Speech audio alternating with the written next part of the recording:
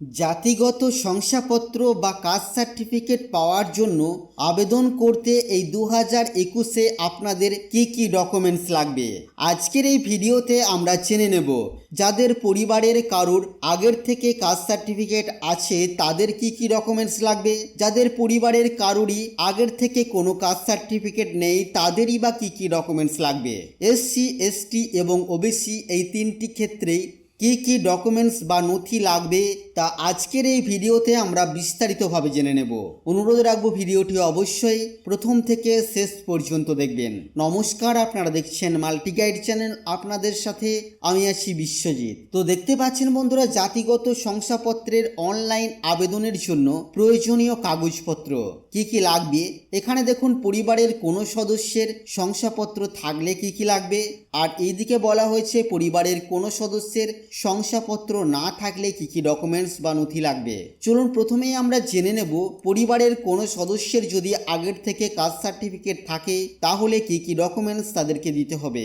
1 নম্বরে বলা হচ্ছে 3 কপি পাসপোর্ট সাইজের ছবি সরকারি আধিকারিক দ্বারা প্রত্যায়িত, এবং 2 নম্বরে বলা হচ্ছে সংশ্লিষ্ট গ্রাম পঞ্চায়েত প্রধান জাতি উল্লেখ করে স্থায়ী বাসিন্দা এবং বংশপঞ্জিকা কমপক্ষে 3 পুরুষের সার্টিফিকেট দেবেন।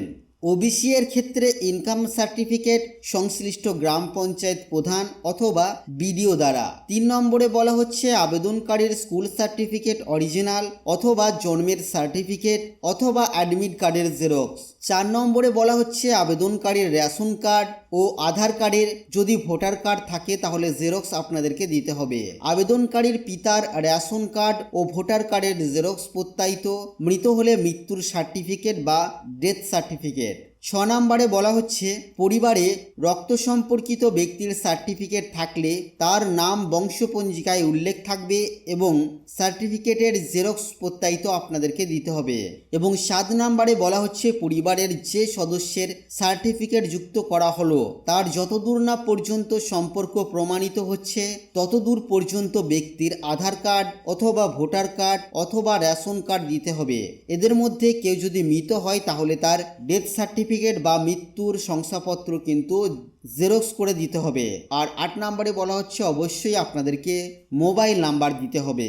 এবার আমরা দেখে নেব যদি কারোর ফ্যামিলিতে আগের থেকে কাস্ট সার্টিফিকেট না থেকে থাকে তাদেরকে কি কি ডকুমেন্টস দিতে হবে। প্রথমেই বলা হচ্ছে 3 কপি পাসপোর্ট ফটো যে কোনো সরকারি আধিকারিক দ্বারা প্রত্যায়িত, সংশ্লিষ্ট গ্রাম পঞ্চায়েত প্রধান দ্বারা জাতি উল্লেখ করে স্থায়ী বাসিন্দা এবং বংশপঞ্জিকা কমপক্ষে 3 পুরুষের সার্টিফিকেট আপনাদেরকে দিতে হবে। এবং ওবিসির ক্ষেত্রে ইনকাম সার্টিফিকেট সংশ্লিষ্ট গ্রাম পঞ্চায়েত প্রধান দ্বারা অথবা বিডিও দ্বারা।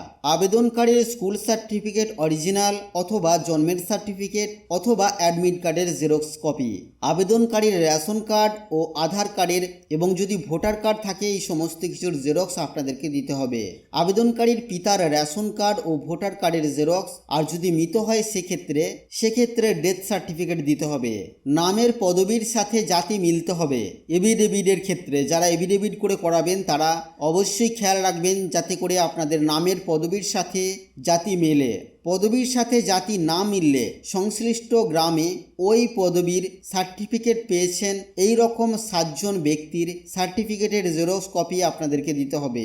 এবং অবশ্যই আপনাদেরকে দিতে হবে মোবাইল নাম্বার। আবেদনকারীর বয়স যদি 18 বছরের কম হয় সেক্ষেত্রে দরখাস্তে পিতার সই থাকবে, এবং পিতা যদি মৃত হয় সেক্ষেত্রে তার মাতার সই হবে।